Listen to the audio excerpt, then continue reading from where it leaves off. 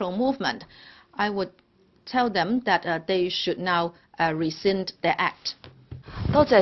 Ms. Sit-ho. Thank you, Mr. President.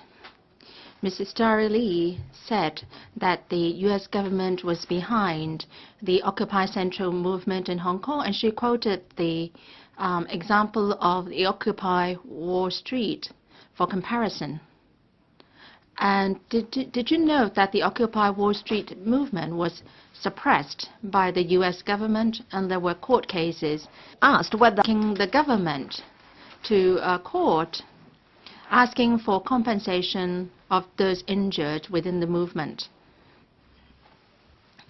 I think it's very ridiculous to make that kind of analogy. We ought to investigate the causes of Occupy Central. I'm sure somebody will tell you that within the council, an evil packed in beautiful clothing is one of the causes. Dr. N. Zhang, by comparison, is more modest. I don't wish to respond to Dr. Zhang, who mentions myself in her remarks.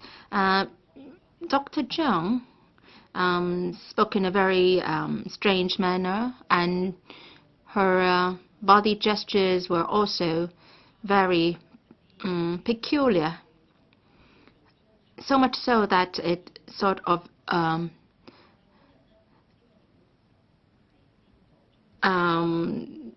overrode what she really wanted to express. I think, Dr. Zhang was there to give us a laugh. When Occupy Central first started, the pro-establishment camp and the pan-democrats were worried that there would be bloodshed and there would be misfires. And we shared a common goal. We want to cool down the situation. And both of us would like, or rather asked or urged the supporters to become self-restrained. Now, these two motions, however, go to reflect that there is no consensus within this council, and it all makes us even more determined to strive for democracy. We want to ask why there is civil disobedience. Going to the root of the problem, we found that the government has not implemented policies to respond to the public's demand. And also, the pro-establishment camp is always turning black to white into white. And we have to become very restrained in hearing those sort of remarks. The occupiers, I would like to remind you that you should not let your anger override your reasonable thinking, rational thinking. In the past, the pro-establishment camp didn't want to invoke PNP. And in 1998, since the SRAR was established, we have invoked 1, 2, 3, 4, 5, 6 times the PNP, one airport, short piling, and SARS. And they were targeted at the statutory bodies. And for the two other cases, it has to do with the departure of Leung-sing, who joined New World, and also Lehman Brothers incident. And that happened after 2004.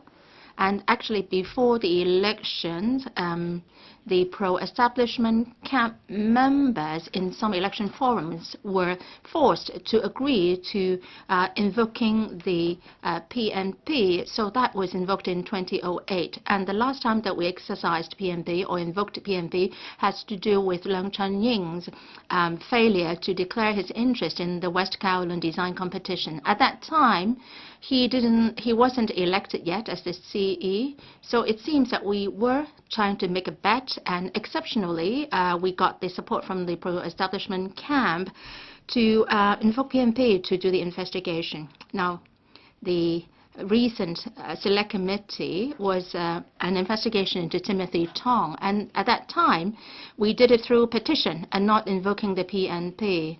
And because we didn't have PNP, we couldn't summon ICAC and we couldn't get more documents, and we couldn't summon the ICAC officers here. Now, the greatest hurdle, actually, is that most members of that select committee came from the pro-establishment camp, and they tried to block us in asking questions. We were on the queue for wanting to ask questions, but then the hearing ended before we had the chance to ask questions. So we had to put together an alternative type of report. Now, there were so much corruption acts, Timothy Tong, Paul Chan, Donald Zhang, and C.Y. Leung. But every time it was the pro-establishment camp who were putting up hurdles to investigation. Now, this time round, they surprisingly wanted to investigate into members of the public, questioning that they were influenced by external forces. The President, you said you didn't see any external forces involved here. Now, if the motion is passed today and pro-establishment camp can invoke PMP to summon members of the public to come to the hearing, then that will anger everyone. Because the PMP is not targeted at statutory bodies and public offices, and you are using your power against the ordinary average citizen. Now, the Occupy Central movement started with the article of Benny Tai, and then there was much discussion in the community. Yes, indeed, we were organized. We wanted to use to carry out the campaign or the demonstration in a peaceful and loving manner. And on the 28th of September, we saw tear gas, and we suffered, but then we didn't retort. So I think our organization of the movement was successful. And the core team of the movement was willing to turn themselves in, and the police could investigate us. Now, as for the funding sources, when that was mentioned, demonstrators in the square were in an uproar, and they said that they're going to buy more bottles of water, and then they would retain the receipt, and over 10,000 members of the public would come here or 100,000 members of the public would come and attend the hearing. Well, what we are worried is just that you would not allow them to come and have a discussion with us here. Mr. President, the LegCo is obliged to understand what public sentiment is. And not only the pro-establishment camp would like to know why so many people were involved in the campaign. We Democrats do want the same thing to be done. Well, this scale and the insistence of the members of the public are really beyond our imagination. Well, young people are there, and they bring resources along together with them. We would like to find out more stories about how people's awareness has been raised in Causeway Bay, the middle class, and in Mong Kok, the lower strata of the society, and in Admiralty, the young students. Well, behind all these people, there are many stories that which we would like to find out more about. And many people, they are just passers-by originally, ultimately joined. And there were also housewives who would like to bring a couple of bottles of water to the students, and then because of the incident on the 28th of September, they were trapped at the road in front of the APA. And then, well, she got angry, and then she was here for 30 days, joining the movement to fight for democracy.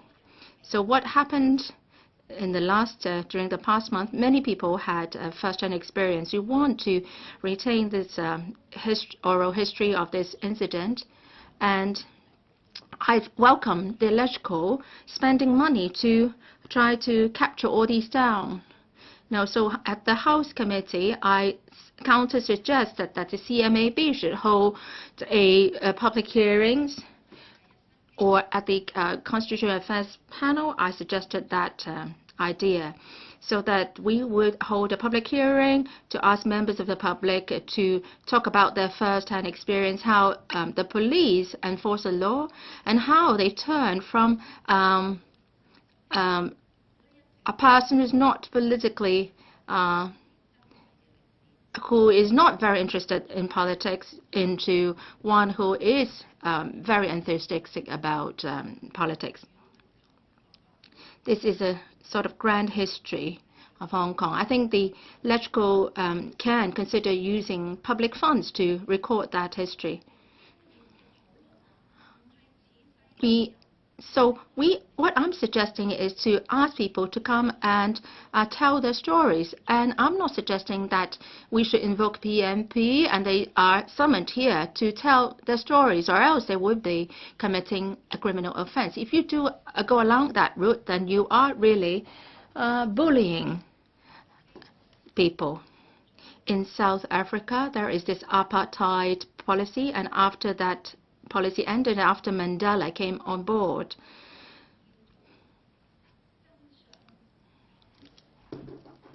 there was a Truth and Reconciliation Committee, because under the apartheid policy, there was so much abuse of power, there were so many crimes committed,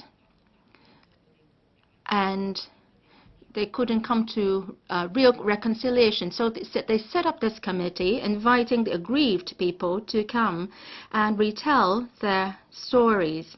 Even those, the police who abuse the power or use violence, they are welcome to retell their stories, and through telling stories of remorse and so on, they could, these people could become reconciliated, so that these people would not live under such memories of suffering and division.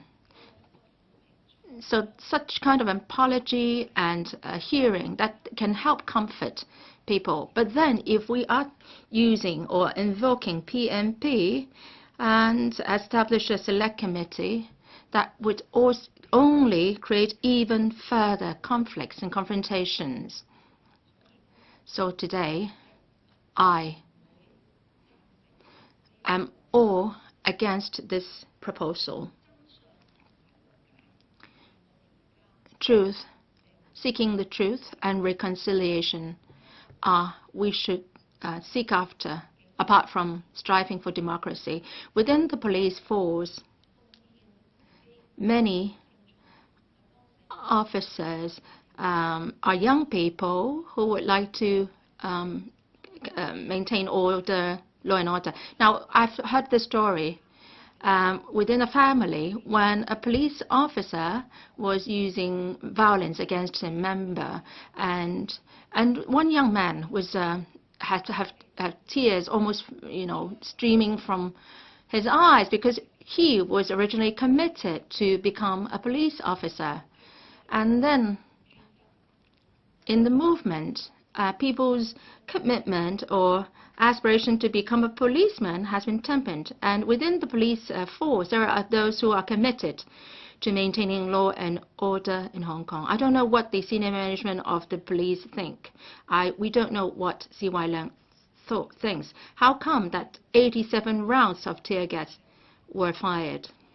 And later, there were triad members assaulting the public in Mong Kok. And how come that the police were dispatching such a small team to enforce law there? And the police officers enforcing the law in Mong Kok have also become, were sort of being sacrificed by the senior management of the police. So in view of this, I support Mr. Raymond Wong's motion, and that is to investigate the police's handling of the incident in Mong Kok. So I want to reiterate that I have come into contact with police officers during the evening, and they know well that the kind of condition Hong Kong is in now, and all they want to do is to be committed to their task and stay steadfast to their posts under the instruction of their superiors. But senior management of the administration do justice to these police officers.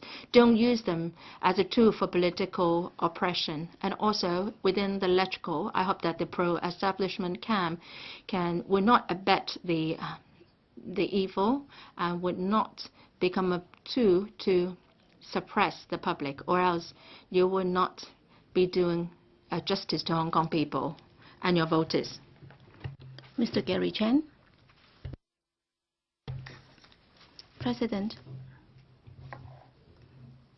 I sat here for a long time listening to the comments made by many pan-democratic members, and there are some arguments which I'd like to refute here, and I'd also like to point out some of the errors here. First of all, I heard many pan-democrats say that Mr. Andrew Leung today is moving this motion and the scope is very broad. Apparently, everything will be within the scope, and if we embarked on this kind of investigation, so it will be an all-embracing investigation. What I'd like to say is, if you look at Mr. Andrew Leung's motion, yes, the scope might be broad, but then it's not like what Ms. Sit-ho said, that we were investigating the public or the students. And indeed, there were some members of the public and students who had joined the movement on their own volition. That's the outcome of the movement. But then we are not interested in the outcome. We are interested in the cause of it. I believe that in Mr. Andrew Leung's motion, in fact, that's been made very clearly. That is, we never said that we would be investigating the average participants of the movement, and if he holds the same view as Ms. Sit-ho, I think it's a misguided conclusion. And Mr. Lee Cheuk-yen said this morning, what's the reason for this movement? That's because of the restrictive framework imposed by the NPCSC, and he said that nobody ever said that he or she would like to overturn this SAR government, and he even said that the pro-establishment members were fabricating stories and we were smearing them by saying that there were external forces interfering with this. I think this is simply not true. First of all, Mr. Wong Kok-heng and also Mrs. Regina Ip and their comments, as Ms. Sit-ho said, they quoted a large number of reports saying that there were external forces interfering with this movement. But then I've also noticed that Ms. Claudia Mo said that in fact, many of what has happened was done by the protesters themselves, and absolutely there was no involvement of foreign forces. So which side is right? And if we are not able to tell, then why can't we set up an independent inquiry to find out if foreign forces have been at play? In fact, I've heard this argument from the pan-democratic camp very often, and Lee Cheuk-yen said that no one was there to overturn the government, and Mr. Leung Yiu-chung said that this is an umbrella movement, not a revolution, and he even asked us to go down to talk to the protesters and take a look ourselves. Well, Mr. President, I've been there myself, and indeed there were many slogans saying that it's a revolution. And let's not forget that at the beginning of the movement, many social networks also call this an umbrella revolution. And if it's a revolution, then why is it not about overturning the government? So I think Mr. Lee Cheuk-yen is telling lies in broad daylight. And for many people joining this movement, they are not intending to overturn the government. But then there are signs to show that the organizer or the co-founder of this movement, they intended to overturn the government. We may have forgotten that what Benny Tai said on the day when he announced the start of the movement. He said that occupying Central would start from occupying the central government offices.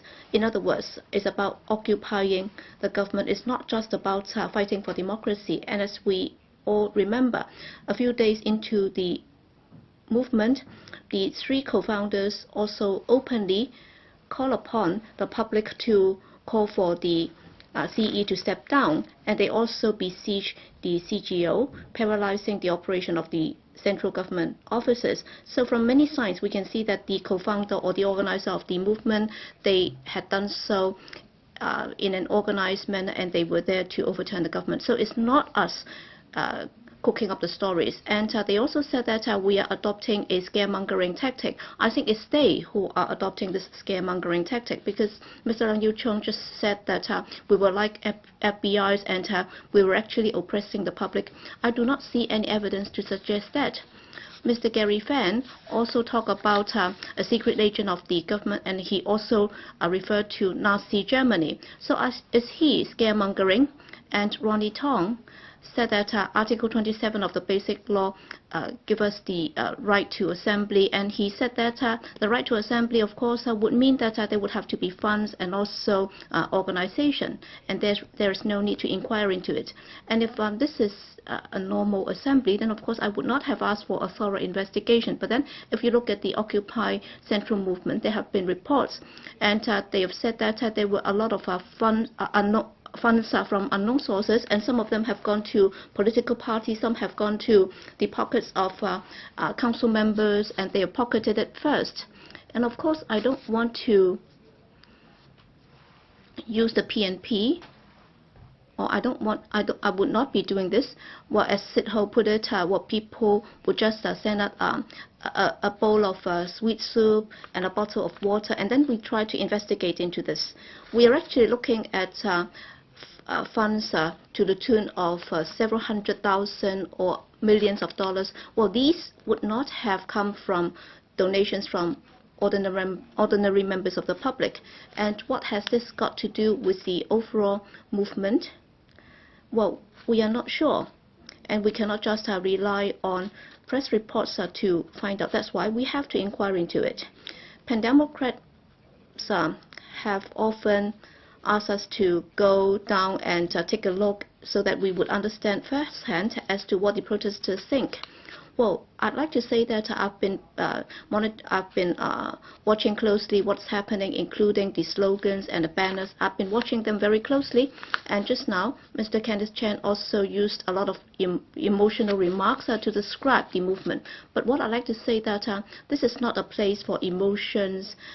We have to convince others by rational arguments, and Mr. Andrew Leung's motion is not to inquire into the subjective sentiments of the participants. We are not trying to find out why they have to join the movement. We have to find out the co-founders, in particular the three co-founders, are there problems, and also in the process, have they done anything wrong, or have they committed any wrongdoing. So please do not confuse that. Mr. President, some members said that this debate is ridiculous. Well, if that is the case, then nothing is more ridiculous than occupying central government offices and then occupying roads and so on. Well, just now it's been said that well, obeying the law is not everything about the rule of law. Well, I think this is really sophistry.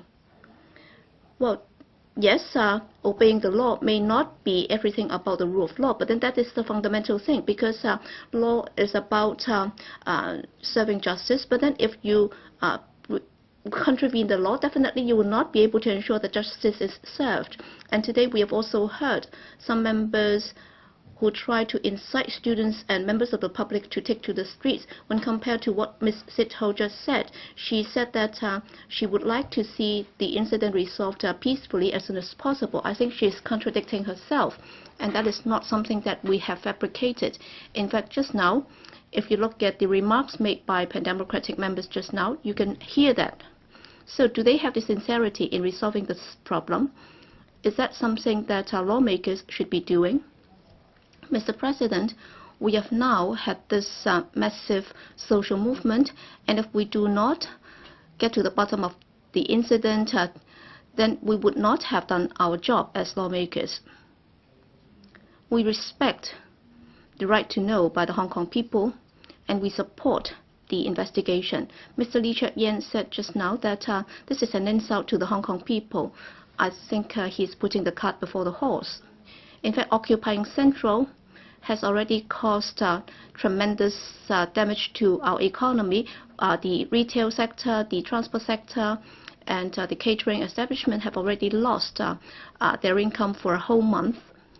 And we can see that there is no sign that it can be resolved shortly, and many restaurant owners and drivers have suffered loss in the movement. And well, Hong Kong has got a very good business environment, and yet some people have blatantly violated the injunction ordered by the court, and as a result, both public property and private property cannot be protected by law. I think this has crashed our good reputation. Mr. President, this is the largest mass movement in contravention of the law, and we should not try to package the movement using whatever names we like. This is an unlawful assembly, and what's more important is that many people who are out there might not be aware of the fact that they are breaking the law, and apparently they are taking this as a norm. They do not think that they are breaking the law, and many participants have not been prepared for this arrest, and when the police try to enforce the law, they resist arrest. So it's not like what they say, that is a civil disobedience act is contradictory to what they claim, and many pan-democratic members are actually trying to chant slogans for such acts. Well, in Hong Kong, we as lawmakers in the legislature, why do we have such stupid members?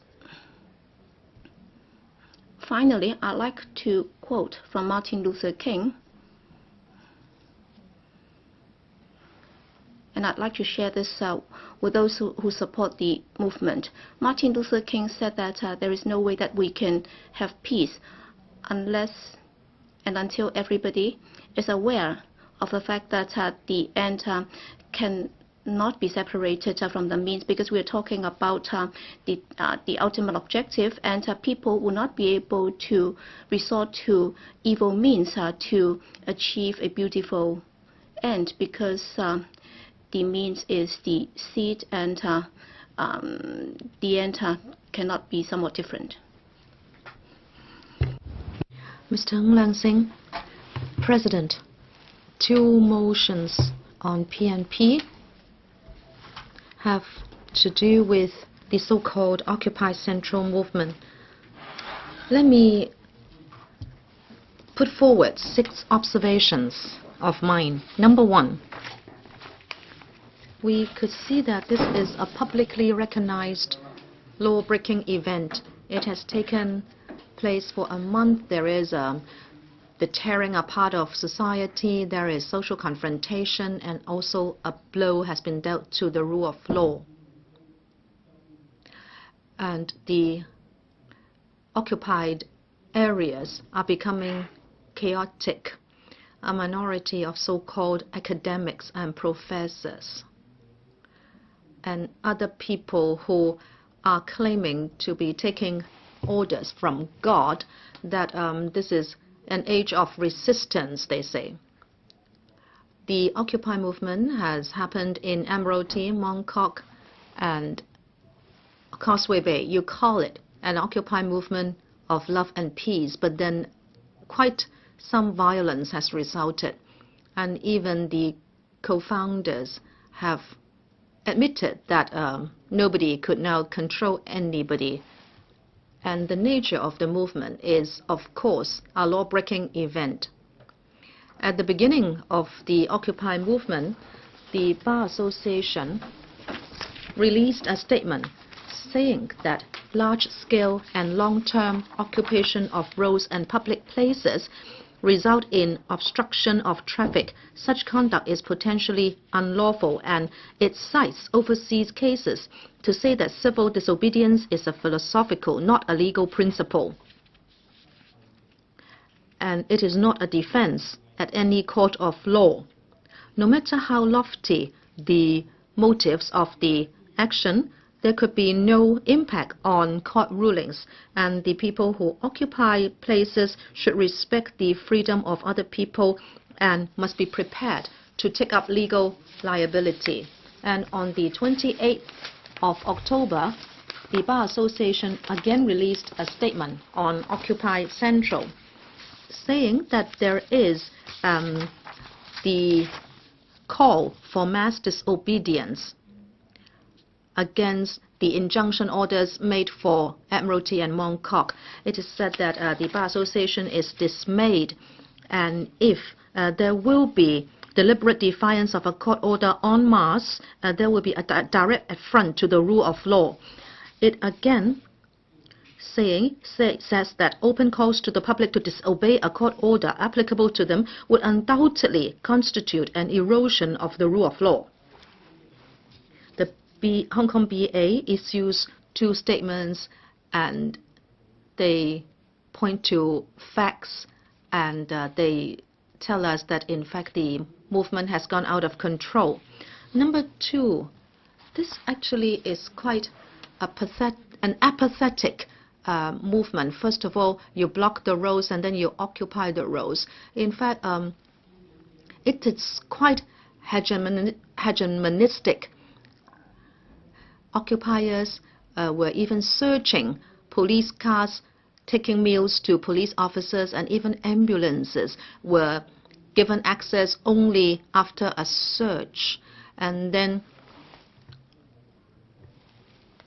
even our members' assistants were making it impossible for officials to go back to the central government offices by car.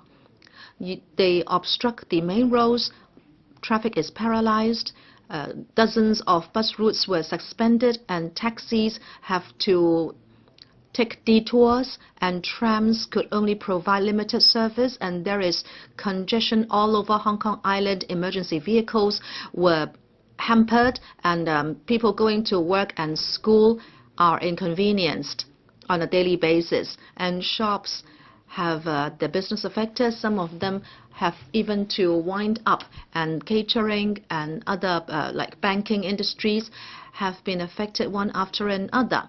People's daily lives have been disturbed, and there are a lot of grievances expressed.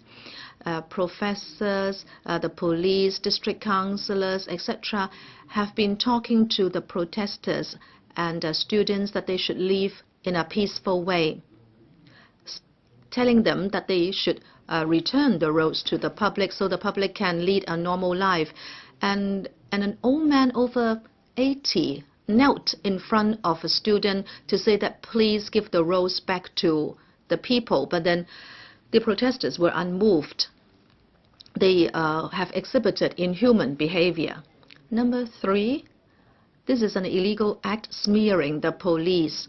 The police have been maintaining law and order and social order in a professional way. That is for all to see. And in the occupied areas, people's lives have been disrupted, and some people are at the end of their tolerance limit, so they tried to clear the barricade themselves, and then that gave rise to conflicts, and the police were forming themselves into chains in order to separate the two groups of people. They were trying to mediate between the two groups and maintain law and order. But then some media smeared the police to say that there was collusion between triads and police trying to clear the sites.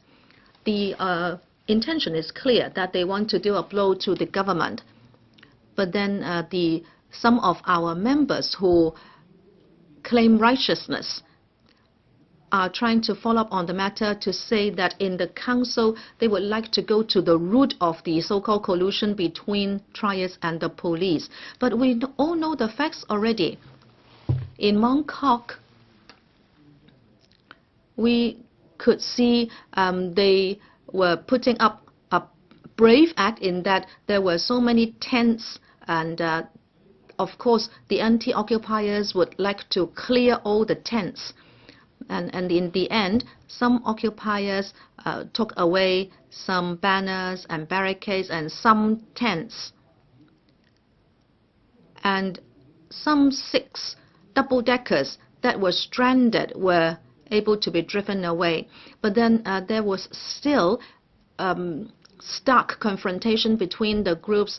The police were caught in between, yet they remained professional.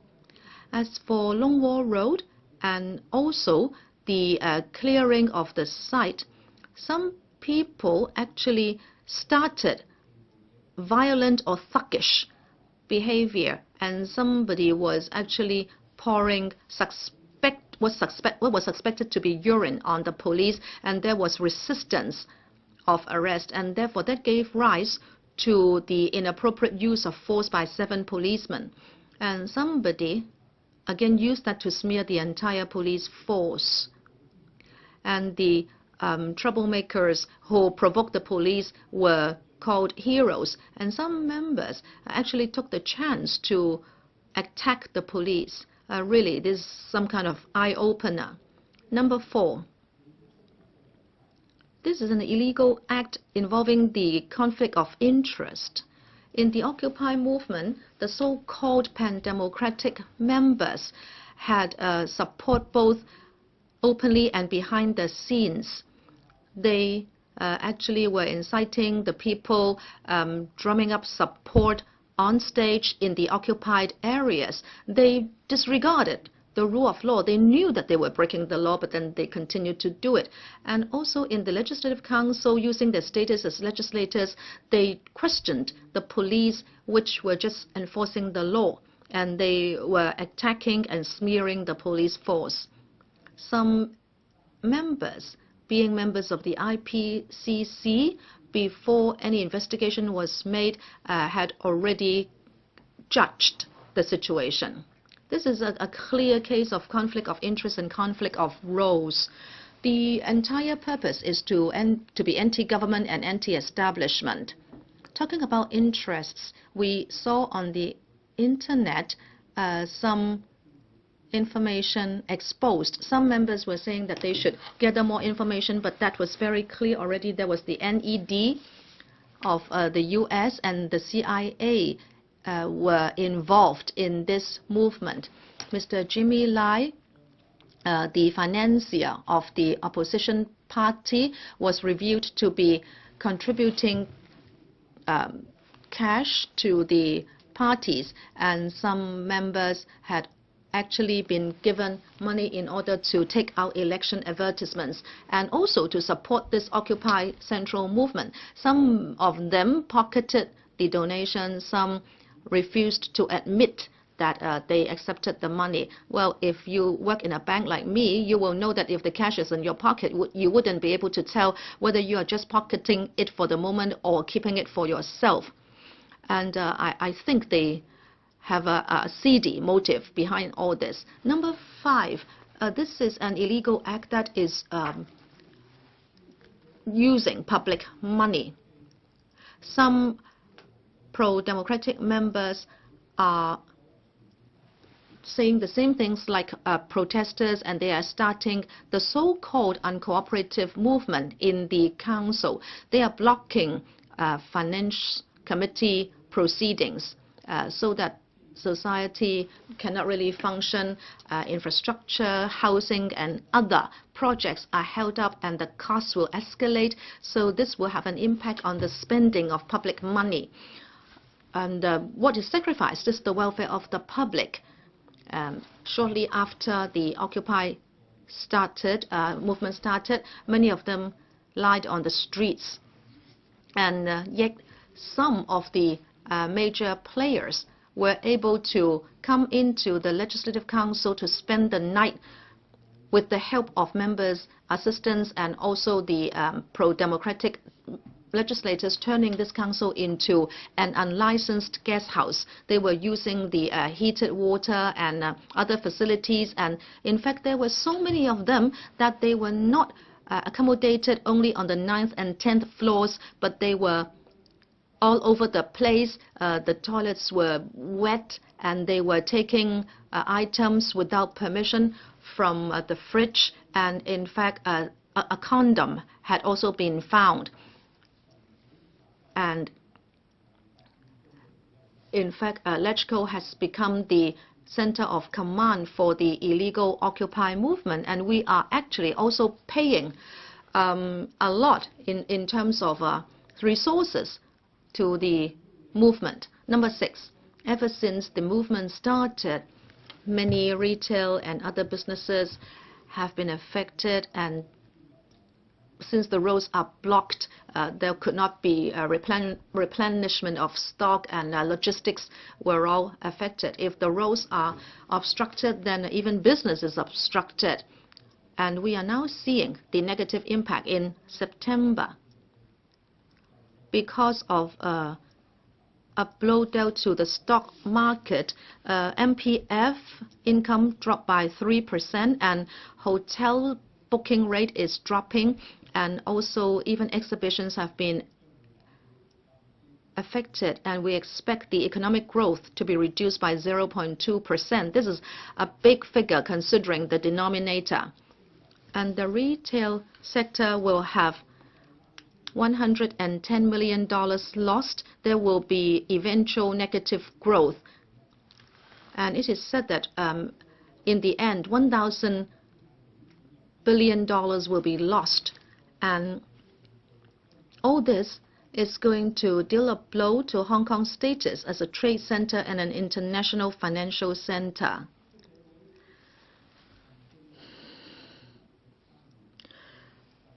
The separation of powers is facing a paralysis, and our systems are near the brink of collapse. It is because the Occupy movement has made damaged the Hong Kong system. Our doctors have said that this is a tumor, that the sites should be cleared before Hong Kong can recover, that we can continue to build a healthy society. Because of these points, I will support Mr. Leung's motion and object to Mr. Wong's motion. And I'd like also to respond in passing some members who talked about our youngsters' future. I'd like to appeal to them. For the sake of their future, please do not allow them to continue to engage in illegal acts. Let us tell them to go home and to go back to their studies. So I speak, Mr. Deputy. Dr. Wai-kwok, Mr. Deputy, as the chair of the House, you moved a motion, and that is to appoint a select committee to conduct a comprehensive inquiry on the incident invoking the PMP. Now, starting from the 28th of September, there were blocking of roads extensively in Hong Kong. Now, Mr. Raymond Wong's motion is related somehow, but then he is focusing on the police's handling of the triad gangs attacks on the 3rd of October. Mr. Raymond Wong has made broad generalizations, which I don't agree to. And your motion, Mr. Deputy, reflects the majority views within the LegCo, and you have an impartial attitude, and you cover a lot of grounds in your motion, including the organization and planning, and also the administration's handling of the incident, and also how the incident has impacted on various sectors of the community. So that's why the Business and Professionals Alliance agree to your motion. Well, this motion is important. The Occupy Central movement has persisted for over 1 month. The demonstrators have blocked major trunk roads, and people's daily lives and even livelihood are jeopardized. And more people are opposing this movement. Different from what the organizers said, this is not a peace and love movement. And the areas covered are more extensive, including Mong Kok, Causeway Bay, and so on. The incident or the movement has gone out of control, and there is no end in sight. And there are incidents of clashes and conflicts, and many members of the public and police officers got injured. And even now, the court injunction orders have not been effectively implemented. The rule of law is being undermined. The opposition camp also triggered the non-cooperation movement at the LegCo, and many livelihood issues couldn't get discussed. And the three powers of the society have been jeopardized, and we are facing a divided society. This is most worrying. We have to reflect on how the incident happened and evolved, how we should learn lessons from the incident. Because the incident is so complex. So in order that the inquiry can get on smoothly and achieve good results, I agree that a select committee be established to conduct inquiry invoking the PMP. Well, some people describe the PMP as a trump card of the LegCo. This comes from the Article 73 of the Basic Law, and it provides an important basis for LegCo to discharge its duties. And Article 91 says the LegCo and its related committees can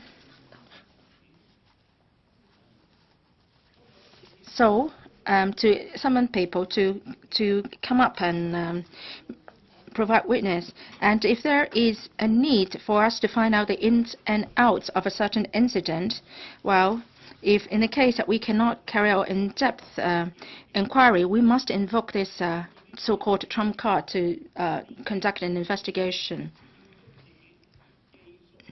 So it is necessary to invoke PMP to inquire into the Occupy Central movement. It is appropriate that we do so.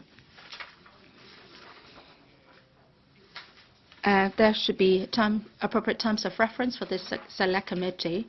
I think we should focus on certain issues of concern to the public. First, it's about how the incident happened and evolved, and what are the key factors, including planning, organization, funding sources, and so on. The movement is an illegal one, and it is extensive in scale, and this must not be some spontaneous movement of a few triggered by a few individuals.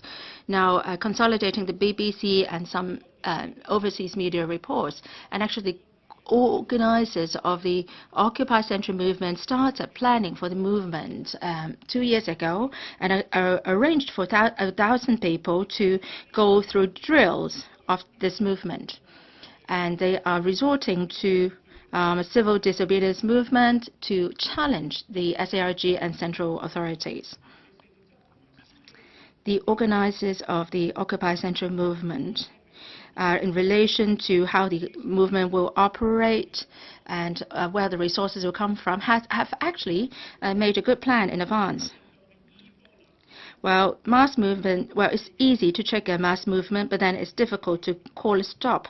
Now, different groups with various demands may gather on the streets, and there are bound to be conflicts and confrontations and mixed fires, and riots are possible.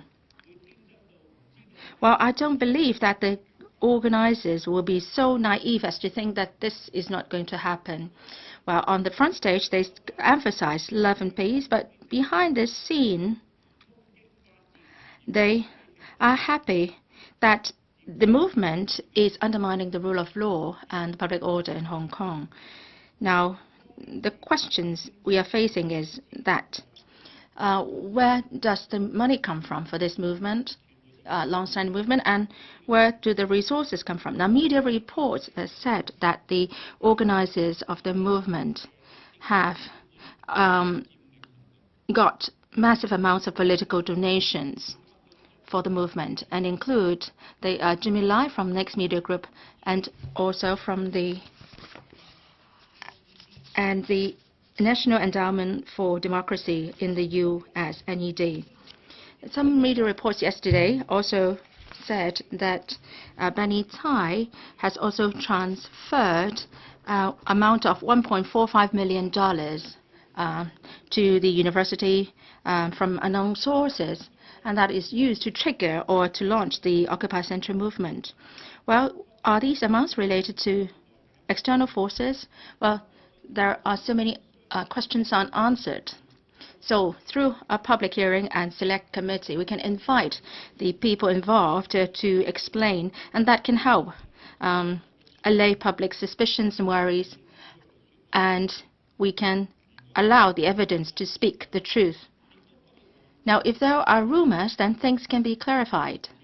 Second, in your motion, you suggest that the scope of inquiry should cover the government's handling of the incident and all other related issues. I think the police must enforce the law to uphold the public law and order and core values of Hong Kong. Many members here are speaking half the truth and based on some only part of the facts and not the whole truth, and accuse the police. And this is so unfair to the police. And in many TV footages, we've seen that the police officers are caught in between the protesters and the anti-protesters, and they were trying very hard to prevent the conflicts from getting worse. Now, in face of tremendous pressure, they are still being very professional, so I think everyone can judge that. And also in dealing with massive demonstrations, well, there is a need to conduct a review. The movement covers a wide area, and the scope of study should also cover interdepartmental communication and coordination mechanism. The movement has got controlled, and well, the consequences can be dire, and it's very saddening. So another study area should be to assess the impact on various spheres in the society. I think we should also focus on the short-term impact, for example, how life is impacted on because of the traffic disruption. We should also be looking into social situation where there is impact. For example, people do not have sufficient understanding of the basic law, and also the rule of law is being undermined because of the movement, and also the society is being divided because of political confrontations and so on and so forth. So I think the study should, or the inquiry should cover the following points. First, the rule of law is undermined, and so the public order and social orders has been impacted upon. So the demonstrators have occupied the roads for over a month. They are disregarding other people's rights, and also they are turning a blind eye to the court's injunctions, and they are involved in a contempt of court en masse, and they're not abiding by the law, and the judiciary's authority is being called into question. Now, if this is a precedent, then the rule of law as a cornerstone of Hong Kong society will be undermined. The Bar Association and the Law Society issued statements saying that they are very worried about this. The Bar Association said that this is going to be, the Hong Kong society will be entering into an anarchy state, and this is something which is not acceptable. The occupiers are breaching are going against the basic law and the MPC decision by their acts, and the one country, two systems is also being hurt. So there are far-reaching implications, and Hong Kong's fate is being impacted upon. Now, the impact is also getting wider and wider. The economic damage should also be studied. Now, many countries have issued travel alerts against Hong Kong. The Hong Kong-Shanghai Stock Connect, originally scheduled to be launched this month, is not being launched. And that we will also be undermining Hong Kong's attraction to foreign investment, and Hong Kong's as a commercial and financial center status will also be hurt. Now, if the situation worsens, Hong Kong's credit rating will also be going down, and capital and talents may flow out of Hong Kong. This is not to to panic people. I mean, this is true. The scope should also cover the fact that many participants are university and secondary school students. They should be born after the reunification. How come that they are so keen in participating in the movement? Are there any flaws in Hong Kong's youth policies over the years? And are sufficient opportunities provided to young people to move up socially? Are there any good measures to enable people to move up socially? So we should establish a select committee to conduct an inquiry into the movement, and we should learn from past lessons, and we should gather information and facts to look into how the incident happened. I think this is something that warrants our support. Now, at this moment, the illegal occupation is still ongoing, and it is hurting our society. And I think people's tolerance has come to a tipping point, and people who are undermining rule of law and disrupting a social order, we will not support these people.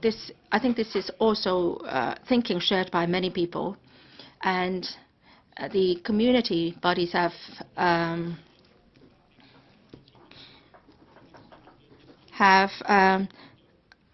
staged a petition or campaign to ask demonstrators to reopen the road, and they've collected 1.09 million signatures in 5 days. And when the co-founders of the movement were going back to their work positions, and they are asking people to stay on the streets, I think this is outrageous. I think we should reflect on the situation. I ask the demonstrators to return home. And I think we should step up dialogue and end the illegal occupation as soon as possible, so that order in the society can be restored as soon as possible. So I speak. Mr. Kwok Wai-keung. Thank you, Mr. Deputy. First of all, I'd like to apologize to lawmakers because the motion should have taken place last week, and we have to postpone it until this week. And on that day, for the 35 members who were not here, I'd also like to say sorry to you, because I should have explained to you, because originally, even if you were not here, nobody would have been aware of that. All right, getting back to the subject today. Number one, I'm against the motion moved by Mr. Raymond Wong. Why? That's because if you look at Mr. Wong's motion, it would only be looking at the police's handling of a particular incident. In fact, as we all know, Occupy Central is not just a movement that has far-reaching implications in Hong Kong. There are 3 protest sites, Admiralty, Causeway Bay and Mong Kok, and therefore we have to look at it in its totality. If we just separate one part of it in our inquiry, then that would not be able to show the full picture. And if we are just looking at the police's handling of the incident, then that would only encourage the movement to continue, and it's not going to help end the movement. That's why we are not able to support Mr. Raymond Wong's motion. I will also support the motion moved by Mr. Andrew Leung, the deputy here, and there have been debates as to where the sources of funding have come from, and those from the opposition camp actually shook their heads, saying that there have been no external sources and so on. But then why can we not inquire into it? If in the end we find that there was no such funding, then that's fine. So, and the movement has given rise to law and order concerns and safety issues and so on. These are facts. And I think there has been a lot of organization before this can take place. And if you thinks that there has not been any prior organization. I think you're underestimating the preparation made by the three co-founders, because they've mooted this idea for more than 2 years, and if you say that they have not made any preparation at all, so it's all talk and no action. In fact, that's not true. You might have done something, but then you may just have forgotten, and you have actually put up the stage, and then people just come out later, but then you cannot say that you have not made the preparation at all. Mr. Deputy, it's the 33rd day into the movement, and for those occupying the streets and roads, well, during the past 33 days, through media reports, whether it's local or overseas reports, they've already got sufficient space and channels to reflect their views. As to whether or not they need to meet the central leaders, well, whether such meetings can take place would not enhance the understanding of the central authorities about this event. Well, meeting them or not does not have any bearing on whether or not they understand the situation. Well, as state leaders, if they want to find out more, of course they will have different means to find out. And let's assume that they have colluded with external forces, please do not be so naive as thinking that nobody would know, and then there is no way to find out. Well, some say that in Hong Kong, we don't have Article 23 legislation, and therefore, even if there might have been betrayal or traitors activities, well, nothing can be done about it. And if that is the case, then why do you have to worry about it? Mr. Deputy, I'm also a young person. I'm a registered social worker, and of course, I dare not say that I can represent those people out there, but then I'll attempt to understand what they think. I understand their thinking because the intention is good. There are justifications for them to take certain action, but then does it mean that the outcome would definitely be good when the intention is good? Well, that's not my conclusion. In fact, as a worker, I think we all understand it. Well, we have been greatly inconvenienced when we commute to and from work, and then for class boycotts, and even for students who are able to attend classes, they will have to take a more convoluted route. They will have to start early, and then for some workers, they have been greatly inconvenienced, and also for people who have to use the road traffic, then workers will definitely feel very gravely about this. And of course, it's a fact that people will have to wait for a few more trains before they can board it. And that's why for the anti-Occupy signature campaign, it lasted for only a couple of days, and they managed to collect more than 1 million signatures. That's because people would like to restore law and order, and they'd also like to get back to normalcy. Yes, these are from the bottom of their hearts, but then people would have this defense mechanism saying that, well, for the occupiers, they say that these signatures have been fabricated, or they have been paid to sign on it. They are trying to smear us. In fact, I have been to one of those kiosks myself. In fact, for people coming to the kiosk to sign, they do not have a high awareness about the political situation. All they want is to restore order.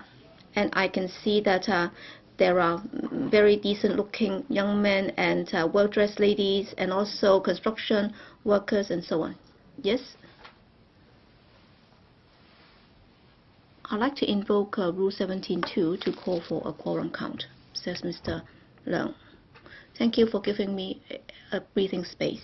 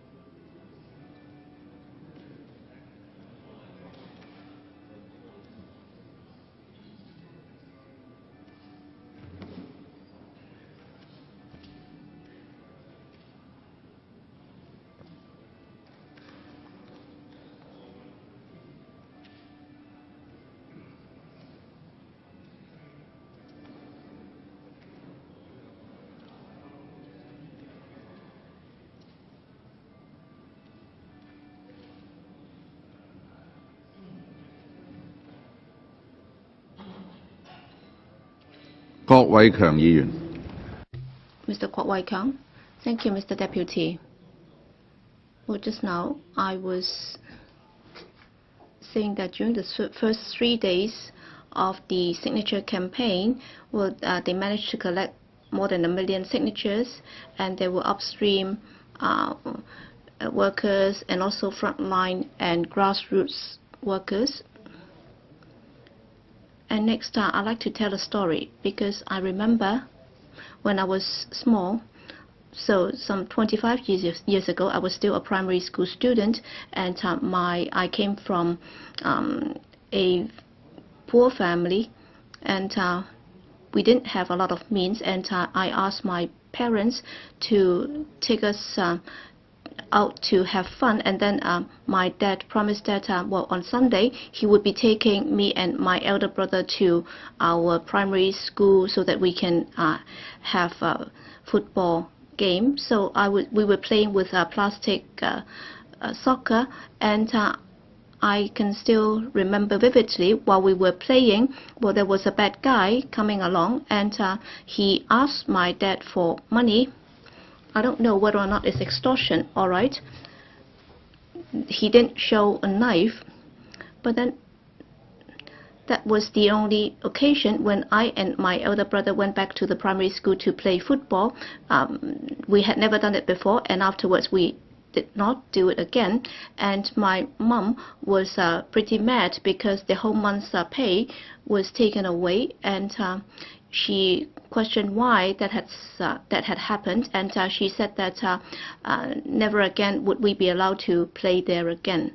But then I like to thank them and my dad for taking care of us, and because of our demands, he took us there to have fun. But then we know very well that he loves us a lot, and the reason why I'm telling the story, as we know, parents always love their children. So, well, out of good intention, he took us to the soccer pitch to play, but then unfortunately we had this robbery case. Well, there was a bad guy, and he featured in our story. So originally it started off as something very nice and happy, and yet it didn't turn out to be a happy ending. And yes, we were the victims.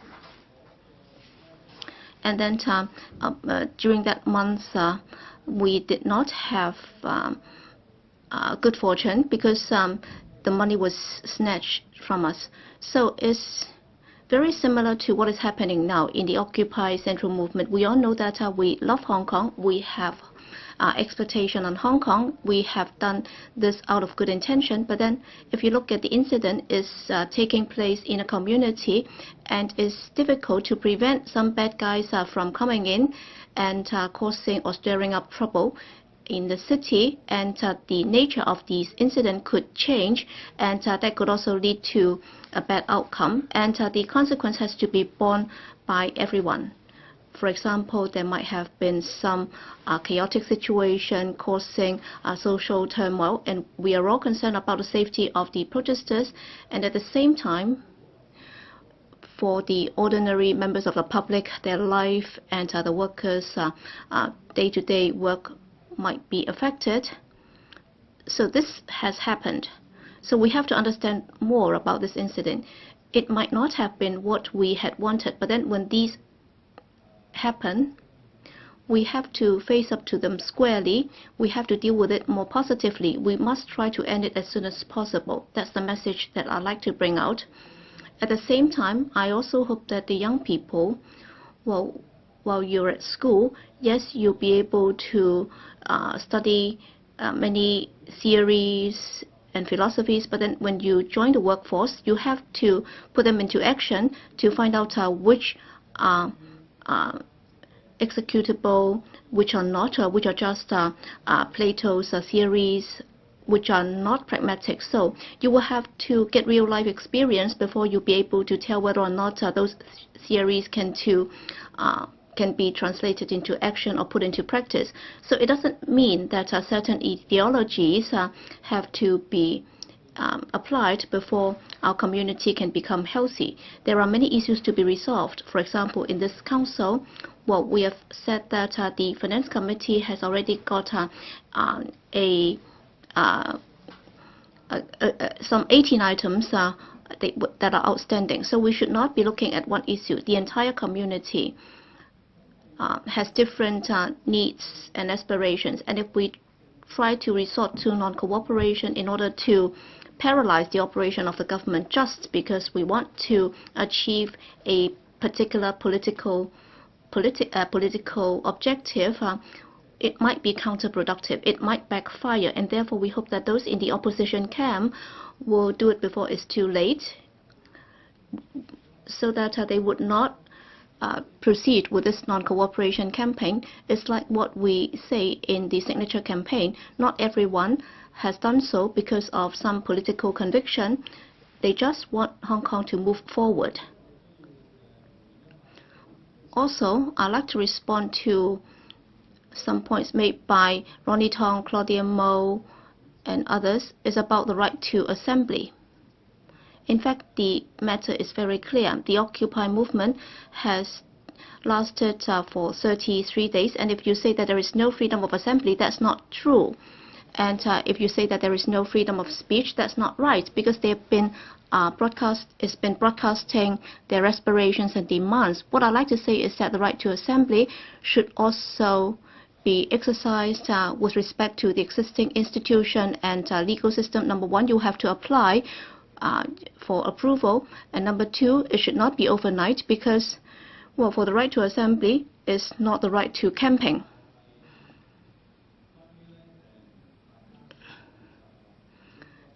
And it should not be done at the expense of affecting other people's life. Yes, if you can identify a place that does not stand in the way of anyone else, then nobody would say no to it. But then what is happening is that you're actually affecting other people's life, and you cannot say that you cannot complain against me. You cannot say that you should not complain that I'm affecting your life. So while you are exercising your right, we should not just be loving Hong Kong. We should also love people around us. So we should be accommodating and inclusive. We should also love them as well, because we all know that in Hong Kong, all right, you cannot evict me and I cannot evict you, and therefore we have to be ready to live together. And people have been citing the lyrics of the song Under the Lion Rock. In fact, we should broaden the scope of this song. We are talking about the ordinary members of the public in Hong Kong, but then apparently they have used it within the circle of the protesters. In fact, the spirit of the song should have been broader.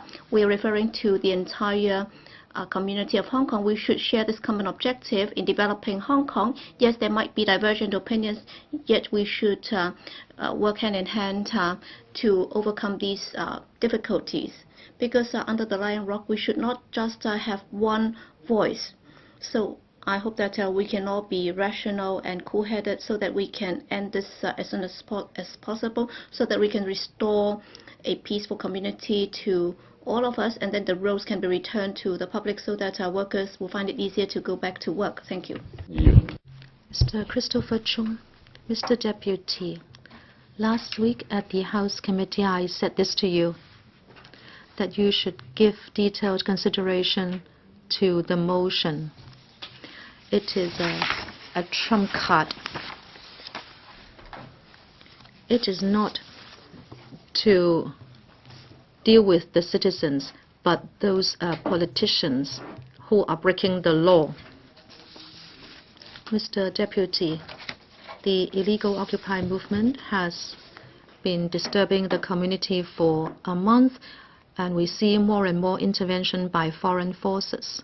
The so-called Occupy movement is the Hong Kong version of a color revolution.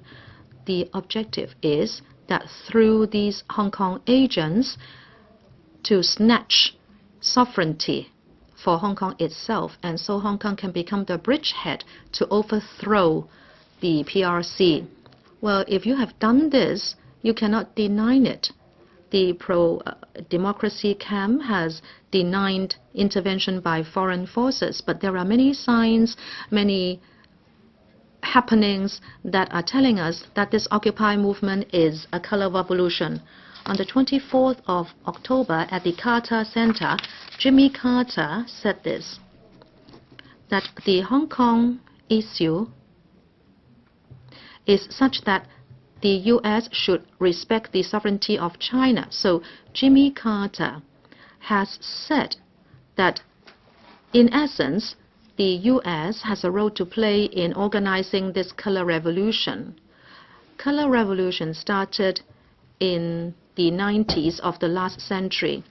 After USSR was overthrown, the U.S. led countries openly or indirectly, the countries in Middle East, in order to start a series of revolutions. They incited the people there and students to take so-called nonviolent means to overthrow governments. This time around, this Occupy movement in Hong Kong has seen the disappearance of pro-democracy members at the beginning. Academics and religious people were said to be the leaders. They incited secondary school students to boycott classes. They talked about love and peace. But in fact, it is a blatant, illegal Occupy movement. It is a color revolution. Its characteristics are very similar to other color revolutions. These movements are highly organized. They have rich resources. Just look at Admiralty. Trucks and trucks of water and food will be ferried to the area 3 times a day. And what about the cost of these tents? You think people are spontaneous? You think they have brought a tent from their home? So the people are saying pro-democracy members are organizing this Occupy movement, and people get meals and money. So is the Occupy movement supported by foreign forces and foreign resources? I think we know it in our hearts. The public know that this is an obstruction to traffic, obstruction to people's daily lives. They hate these people, these occupiers. In fact, every citizen would like the government to clear the sites as soon as possible. Just over a few days, we have been able to collect over 1 million signatures. Mr. President, over the last month or so, we have seen in the media and also on the internet the exposure of documents and evidence saying that the opposition party and also their media are in fact closely liaising with the U.S. government and U.S. activists. They accept cash donations in secret, and then they support the satellite organizations to engage in opposition activities. Just like Jimmy Lai of Next Media, he was filmed to be on a yacht together with the ex-defense minister of the U.S. He had a chat with him for over 2 years, and he has got Mark Simon to help him, and he belonged to the U.S. Navy in the past. Now, Mark Simon was there to manage the finances of Jimmy Lai. Mark Simon's job included arranging donations to the pro-democracy camp and also the Occupy Central movement.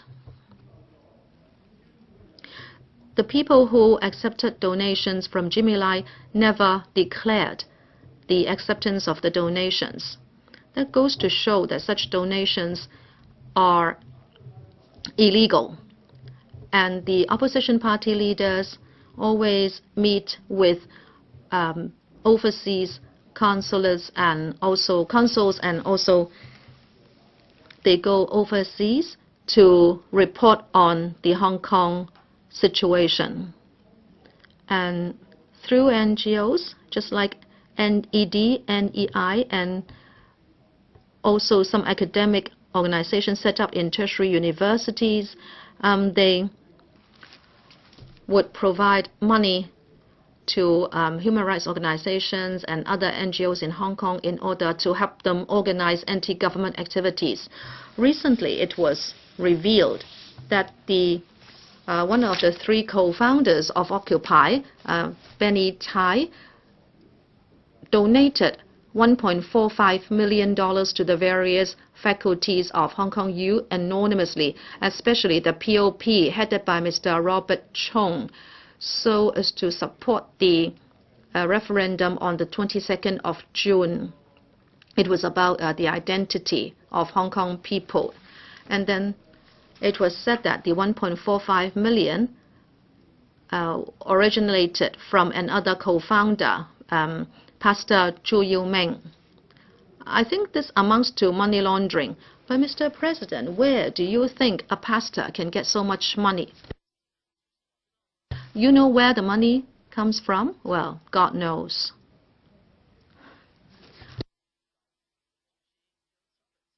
So, President, we can see that the Occupy movement involves different organizations and forces and people.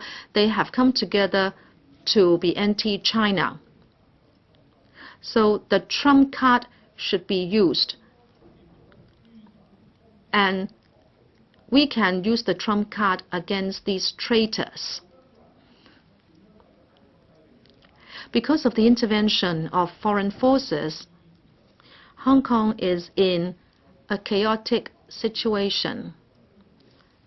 Mr. President, they are using umbrellas in this revolution. And I like to use the analogy of mules. Mules cannot have children, and that is why these people are telling other people's children to go into the streets and not their own. And the situation is really chaotic. That is why the chairman of the House would like to move a motion to invoke the PNP Ordinance, and I would certainly support it.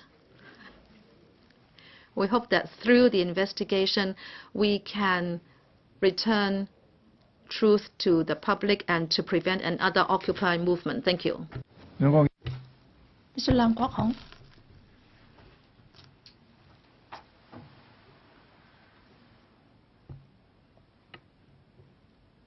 Call for quorum.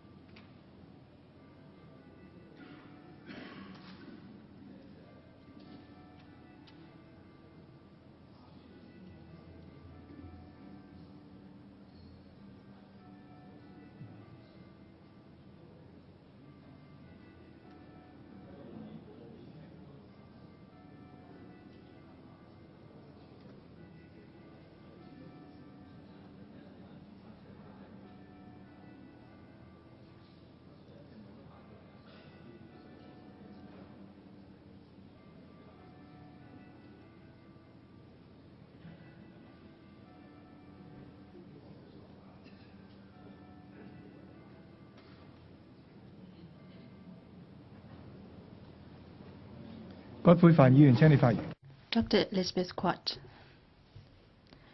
President. What I've heard most in this period is that Hong Kong has gone into a ridiculous state. How come that Hong Kong has plunged into a situation? What should we do in the future?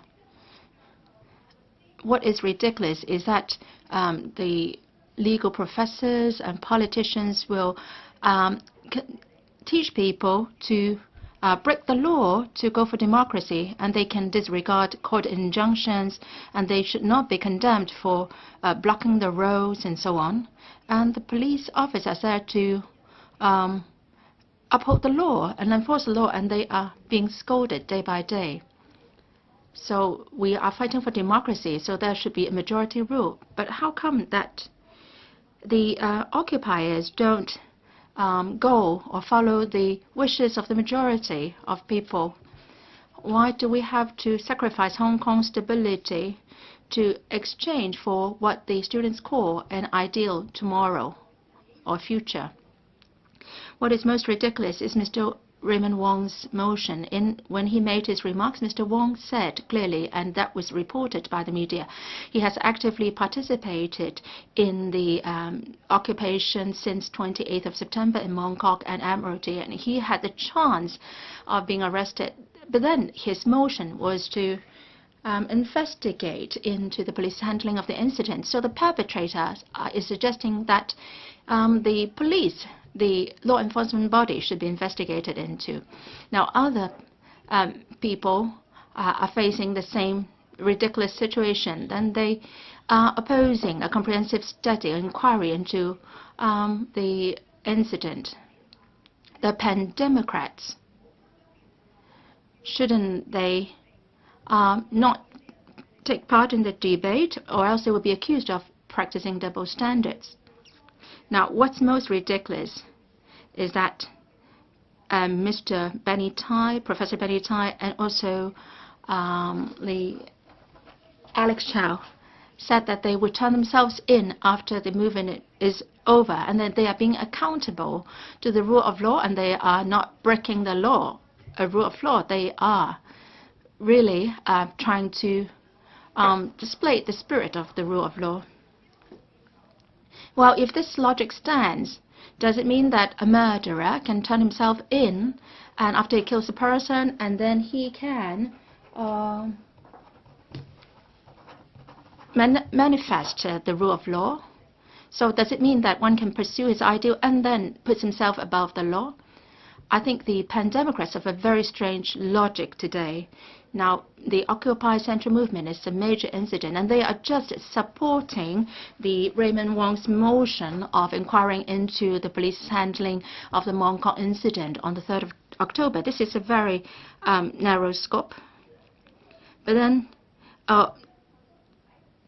everything else should not be inquired into. I found this most weird. Since so many local media and international media have reported on Occupy Central movement, and there has been involvement of external forces in providing resources, Mr. Wong Kwok-hing, Ms. Starry Lee have cited many examples, and they have also displayed many media reports, and they reflect many people's suspicion, and they want to find the truth. So why can't we get to the bottom of the truth? Now, pan-democrats said that it's not possible that external forces are involved in the movement. Now, the pan-democrats used to give high regard to media reports, but then they said that these media reports are fabricated now, and so they are practicing double standards. Now, if what Mr. Lee Chak-yan said is true, that they have a clear conscience. So why are we afraid of conducting an investigation? We want to get to the bottom of the truth. This is not an excessive demand, I would say. Well, there are maybe many stories behind Occupy Central movement. How can pan-democrats be so sure that their external forces are not involved? Mr. Ronnie Tong, Mr. Kwok, Dennis Kwok, and Mr. Lee Yan opposed the comprehensive investigation. And we are not saying that we would investigate into religious bodies, churches, and so on. Mr.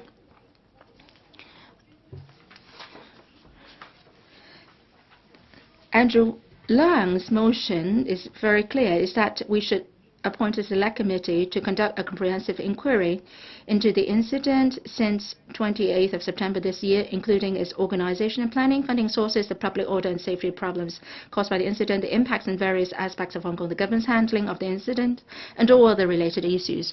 Well, all these sound very reasonable to me. I think we should proceed with the inquiry. Mr. Ronnie Tong said that why should not we spend more time to deal with other matters, and then why should we be going down the route of political censorship? I agree with that. I hope that the LegCo can focus its discussions on livelihood issues. But then the Pan-Democrats are now staging a non-cooperation movement. Yesterday, there were 12 quorum calls, and that took up 2 hours and 50 minutes. And on this non-contentious establishment of the ITB, only 2 votes from the Pan-Democrats supported the establishment. Well, are they working for the good, overall good of Hong Kong in the long term? Students said that Hong Kong's future belongs to them. They are willing to make sacrifices to fight for a freer and democratic Hong Kong. I can feel this. I share their sentiment, and I know about their ideals. And they think that those who don't support them are selfish and that we don't understand them. But the fact is not this. The reality is not this. We adults want to protect them, and we're struggling within ourselves. On the one hand, we want students to be passionate and hopeful about Hong Kong's future. And at the same time, we want them to understand that we can't give up the freedom, the rule of law, the prosperity and stability of Hong Kong. And we don't want to make sacrifices, giving up Hong Kong's good and to fight for what you hope to be the democratic Hong Kong. Over the past few days, 1 million people have signed up to ask for reopening of the roads and restoring law and order and supporting the police's law enforcement actions. A grandma told her grandson, the grandson said that they don't have to follow traffic signals, because his grandson said that, well, as long as you put up your fight, and then you can flout the law. And this grandson is only 4.5 years old. So I would like to say to the students, the future doesn't belong only to you, but all Hong Kong people, and belong to people who have worked over the years to build the prosperity in Hong Kong, this generation.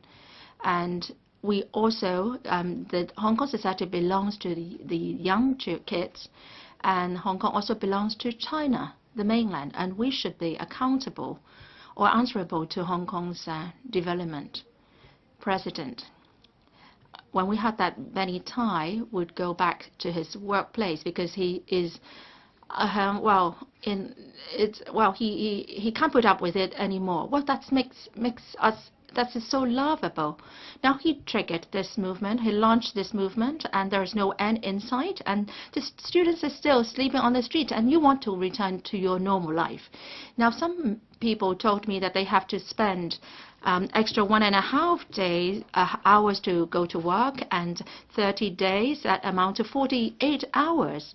So, well, time is priceless. And how do you compensate these people? Well, how come that you can go back to your normal life, and why can't we go back to our normal life? A doctor told me yesterday. He said that he and his family don't support Occupy Central, and his daughter, University, said that I don't deserve. You don't deserve to be my dad. Well, this doctor saved many lives over the years, and today he doesn't deserve to be somebody's father. This father is so heartbroken, and the family feels that they've lost a daughter. Now, to fight for what they call true democracy, should family relationships be tarnished and broken? The movement has been here for over a month. Roads are blocked, and there have been conflicts and confrontations. We are in a very dangerous state. Well, luckily, there were no major fire incidents, and well, we are fortunate and lucky, and we owe this to the police, who have exercised much self-restraint. And I would also like to thank members of the public.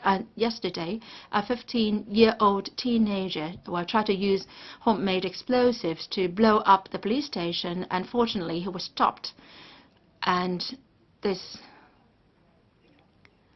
well, if we allow illegal acts to exist, then it will encourage people to commit illegal acts.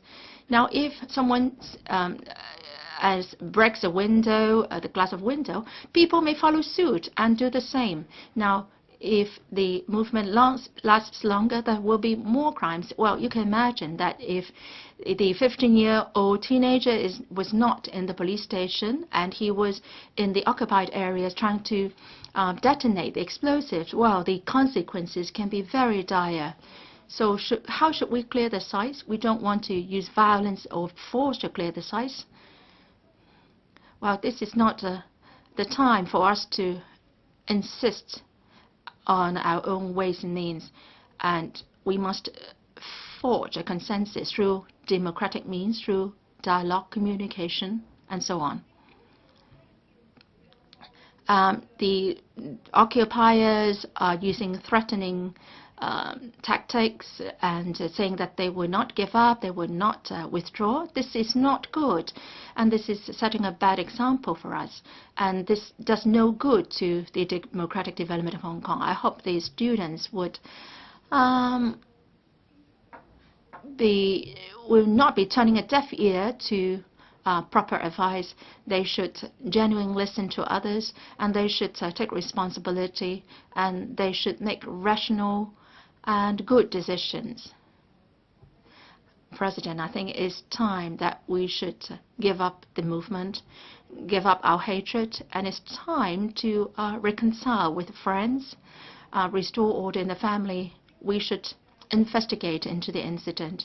And also, the government and various sectors should study the aftermaths of the incident and try to come up with measures to resolve people's grievances and build a better future for Hong Kong's young generation.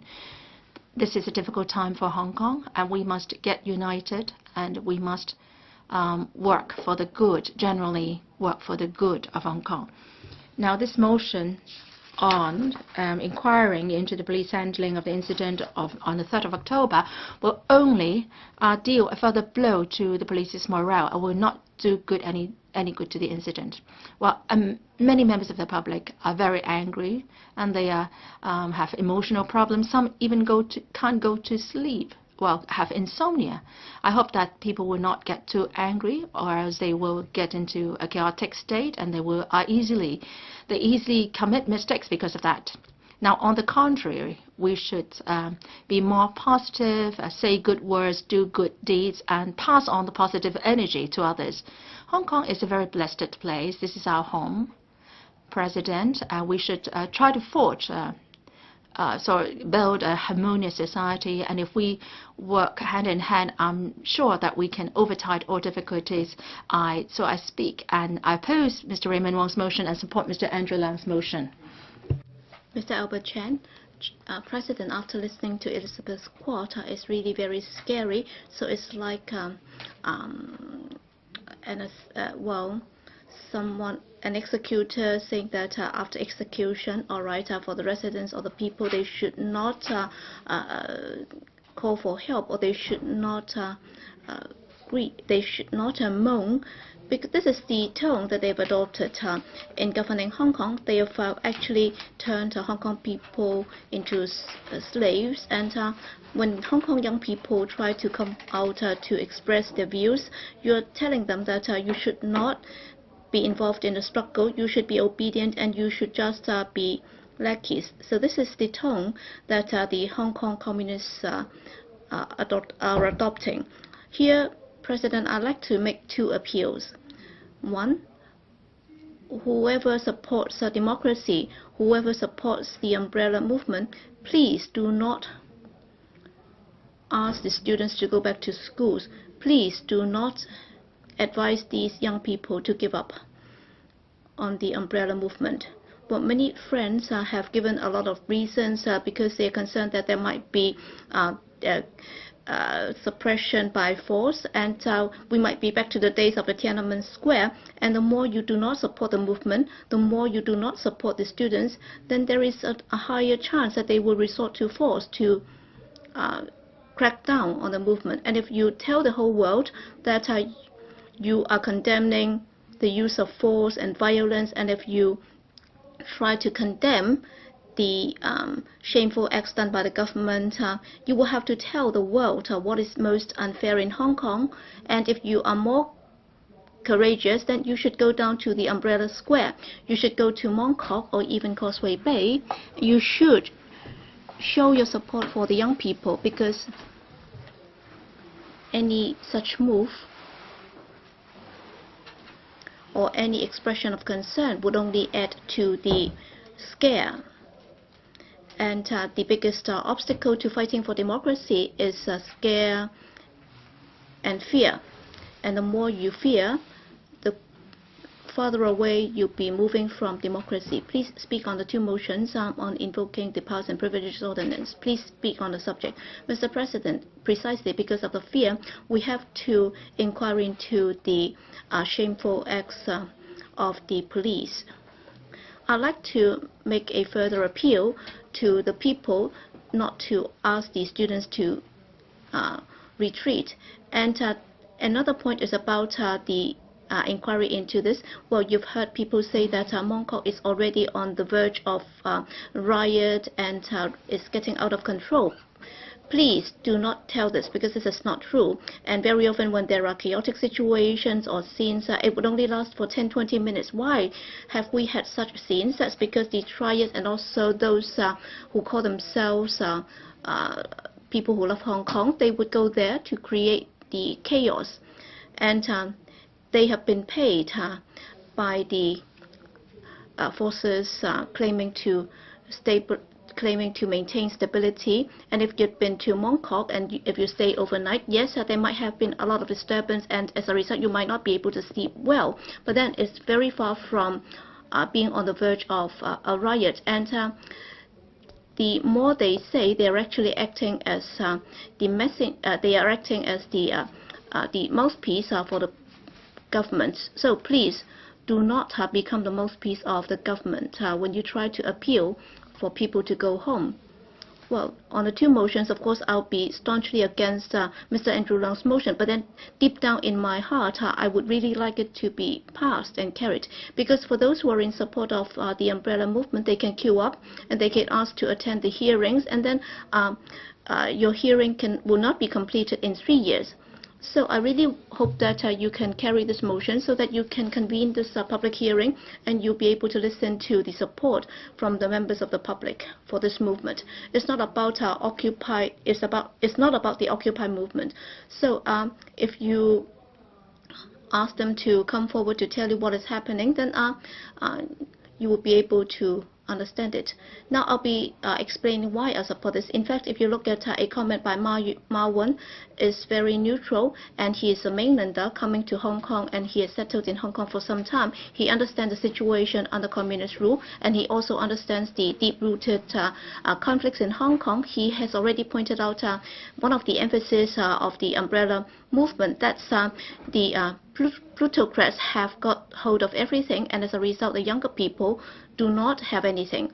That's the reason why there are so many young people who have come forward and staged this movement by occupying the roles in this Civil Disobedience Act. That's because they cannot see a future in Hong Kong. In fact, about 2 years ago, when Sau-lan was elected, I already said this. All right, you have elected someone who was used to telling lies, and that would bring problems. And I already said that this is a habitual liar, so he's so used to telling lies. Definitely, he will bring about a collapse in the governance. And I've also pointed out about 2 years ago that with Andy Zhang becoming the Commissioner for Police, all right, he's blindly espousing the use of force and violence, thinking that that would help govern the city. All right, you have a liar chief executive, and you have a commissioner for police who likes the use of violence, and also you have an undemocratic legislature. With these three factors adding together, and if they form the governance structure of Hong Kong, inevitably you have a governance disaster. That's why when you see this the explosion of this movement, and also the governance and the mistakes are committed by the police, is mistake after mistake that has led to this umbrella movement. That's why in undertaking this inquiry into the blunders committed by the police, that would help enable us to understand the deep-rooted problems and the social problems. That's a very important factor leading to this movement. The reason why I talk about the importance of lies, because in a community, if nobody dares to speak the truth, then inevitably there would be a lot of mistakes in governance. It's like the Secretary for Security. Every time when he commented on the incident, there would be extensive press reports and media reports. There were people who had first-hand experience, and he would just turn a blind eye to all those. So he was oblivious to this. He dare not face the truth, and he dare not tell the truth. And towards the end of September, there was this picture on the internet. So please take a look. Please do not just keep your head down. I don't know what you are looking at. Please take a look at this picture. At the time, you said that, well, you had this banner asking people to leave immediately, or else they would fire. You said that that was never displayed. In fact, that's a picture taken by the person who was there, and obviously the policemen were holding this banner, and the policemen holding this banner were displaying this banner, disperse or we fire. This is a very big slogan and notification. They were displaying this to the public. And you know very well that the police officers holding the banner were very experienced, and they had been trained to do that. And before they did that, obviously, some senior police management had taken the decision and instructed them to do so. And yet, weeks after that, you're still refusing to admit to this fact. So it shows that the senior management in the government, including the Secretary for Security, you have been influenced by Mr. 689, who is a big liar. And when the senior echelon of the government continues to govern with lies, then inevitably you will not be able to deal with and resolve this problem. In Czechoslovakia, Havel, who wrote this book, The Power of Those Who Are Powerless, he has talked about the importance of telling the truth. Even for those of us who do not have power, when we are suppressed and oppressed, we will still have to insist on telling the truth. So that's the biggest power that we have. And the young people have come forward to tell the truth. It's not like you plutocrats, as Ma once said. All right, you have obtained all the benefits, and now the young people have come forward to tell the community and to tell the ruling and to tell those in power and the plutocrats that they are no longer able to accept such oppression. And yet, as the police have been politically manipulated and they have fired 87 canisters of tear gas, and they were on the verge of firing at the people. So only by conducting this inquiry will we be able to get to the bottom of the truth. Mr. President, the reason why this investigation is important, because only by having this inquiry will we be able to return justice to the public. Earlier on in this council, we also talk about the need to investigate into the alleged corruption of the chief executive. And this is the way the Communist Party is ruling. All right, you would smear people, and then you would kill people, and then you would try to comfort the bereaved families. That's what they have been doing over the past 60 years. You are almost experts on this, so you make use of the media to disseminate false information, and then you create fear, and you try to create a false phenomenon in order to pull wool over the eyes of the public. So during the past few decades, we had the Cultural Revolution under the communist rule. Some 78 million people were killed. So the number far exceeded those being killed by Stalin and Hitler. So you can see that under communist rule, well, for the young people in Hong Kong, that's because they have been smeared by the pro-establishment camp, that they have been funded by external forces or foreign countries. So that's because Hong Kong has been governed by lies, and as a result, the conflicts cannot be resolved. Back in 2003, we had 500,000 people taken to the streets, and the liaison officer report to Beijing was that it was funded by CIA. So it's exactly the same as what you're saying now. The umbrella movement, you said that it was funded and manipulated by overseas countries. In fact, this is a movement by Hong Kong students. Once again, I can say this categorically, that the umbrella movement was led and initiated by Hong Kong students. They are fighting for democracy. It's a local pro-democracy movement. These students, as Ma Yun's observation pointed out, he also wrote about those of you who are rich and powerful. You are controlling too many resources, and as a result, these young people are feeling desperate. They are in despair, and you're trying to cover it up with lies, and that would only further enrage the young people, and the resistance in Hong Kong will be further strengthened. And these young people, and also those with an awareness for democracy, you're actually pushing them towards pro-independence. So Hong Kong will be moving towards the path of independence, like Xinjiang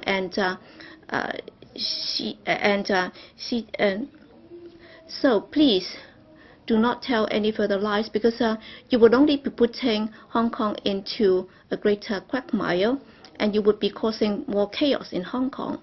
You would be causing more disorder. This is a social movement, and in any social movement, we have to understand the needs of the public.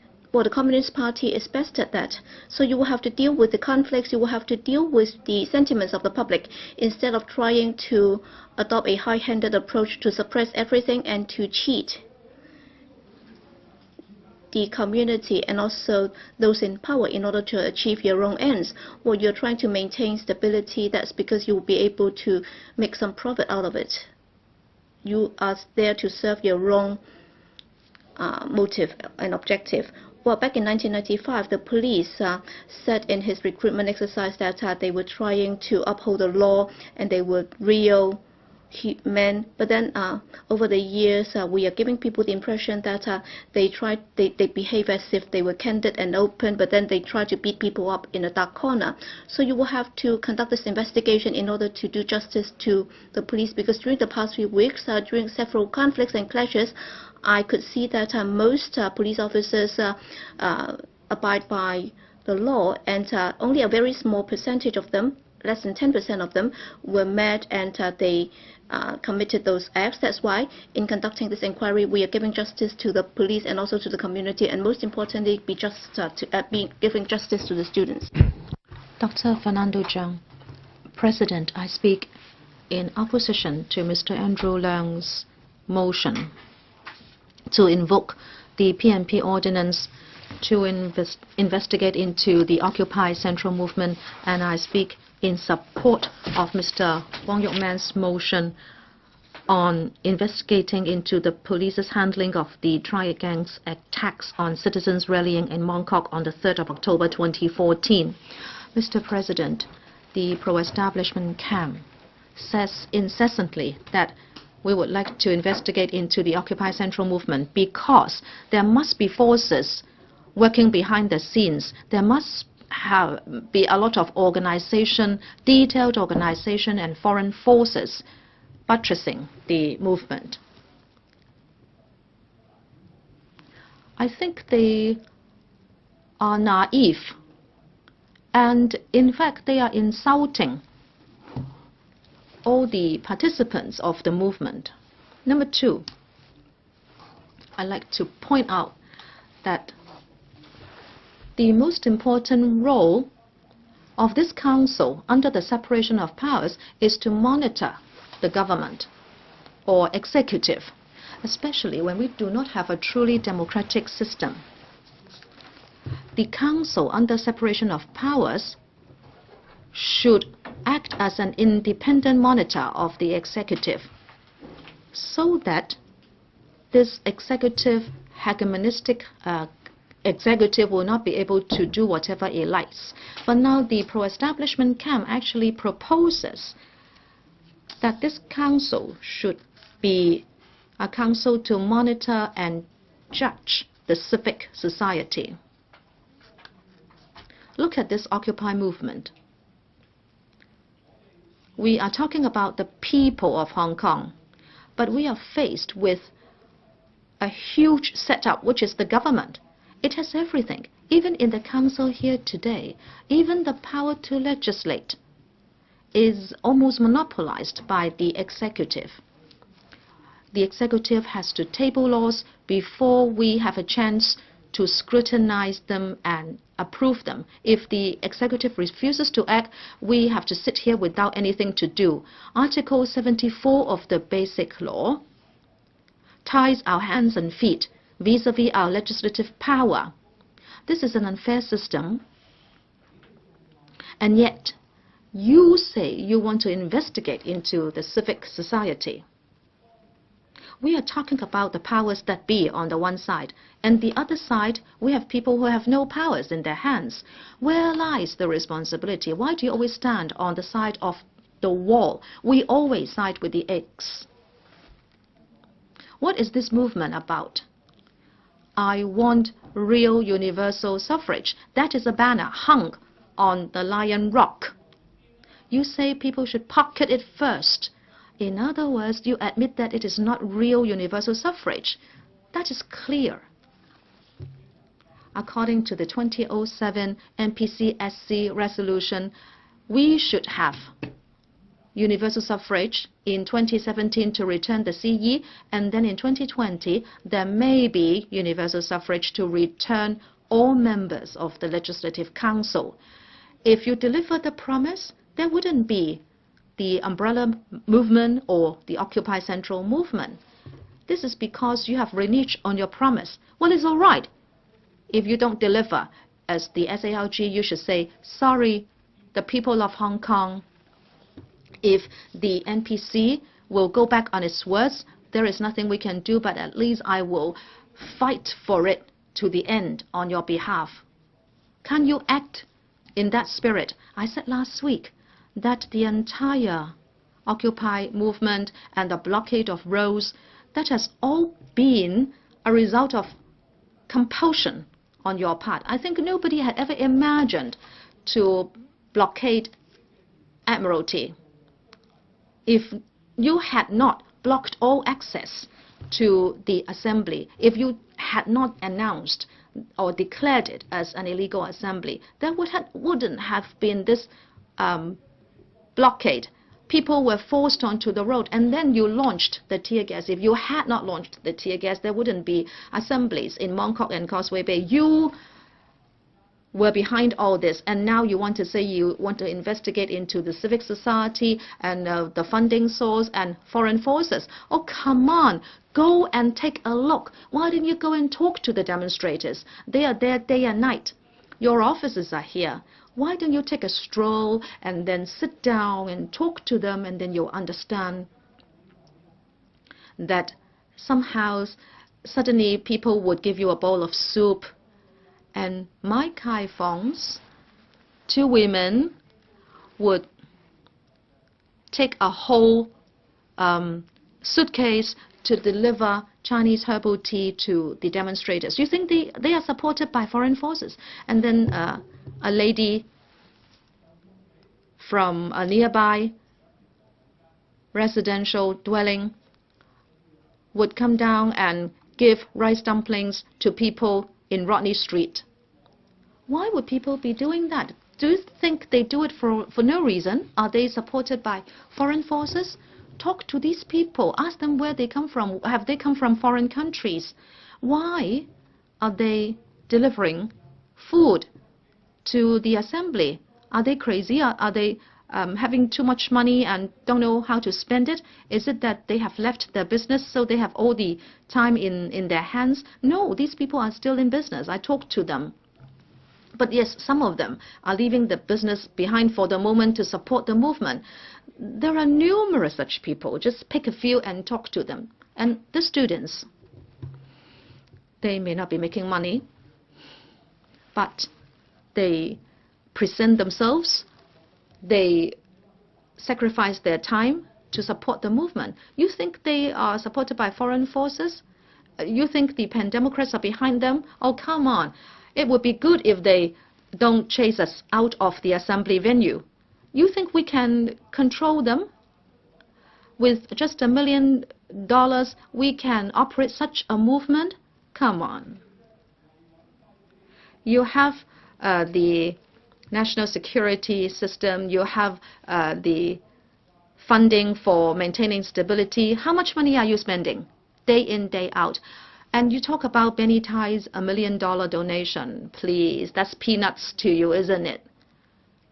You think that money was used on the movement? Well, if you want to create any investigation, why doesn't the security panel and the CMA panel conduct hearings?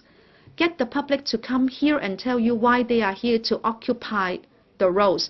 Who directed them? Who gave them the money? Come on, conduct a hearing and people will be queuing up to talk to you. Ask them who aided and abetted them. And you talk about investigating the civic society. You are using these Damocles sword against those who have no power, no authority. People take supplies to the assembly. I met up with some people operating vans and container trucks, and they told me face to face that they saw the student movement which was suppressed. They wanted to do something and they organized 50-odd vans to come and help. You call this foreign forces? A few days ago, I heard from the main platform that 8,000 meal boxes were delivered. Well, check it out. Is that some kind of foreign force? Every day soup is delivered. The same for Causeway Bay, the same for Mong Kok. Why don't you investigate into those? There was a surveyor named Mok, with also accountancy background. He has been on hunger strike for 59 days. I don't know which foreign force would be behind this. This is the will of one person. He sacrifices himself to tell Hong Kong people that we are worth basic political rights. We want to elect our own political leader. It's as simple as that. It's as simple as that. But you won't even allow it. But that is your promise. This is what you promised Hong Kong people. Now you renege on your promise. And you forced out this movement. the co-founders had already said that this was not according to their script. This is not their plan. Their plan was originally very simple. There would be 2,000 people sitting down in a pedestrian precinct, and then these people would be arrested, and that's the end of it. But you go out and talk to the young people. Today, Reuters released a survey saying that almost 90% of the young people here would be willing to occupy the street for 1 year. You think we can direct them? Well, you can, the government can. You tell them to leave, go back, leave. Where to?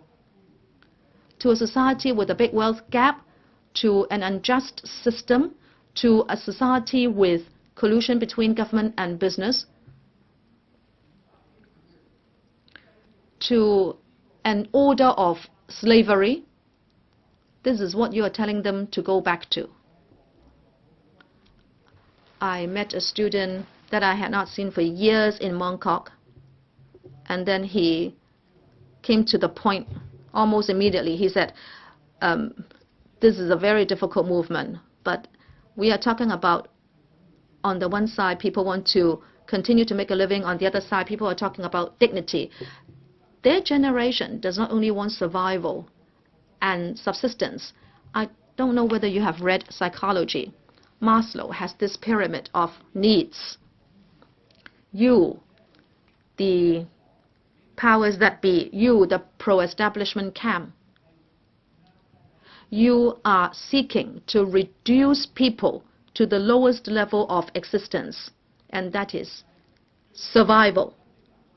Survival means everything. Yes, people have to be fed, but we are in the 21st century. The young people of today want to escalate to higher levels. They talk about ideals, they talk about dignity. You don't allow it, you just ask them to survive. You still want all the powers, and dignity is reserved for the selected few.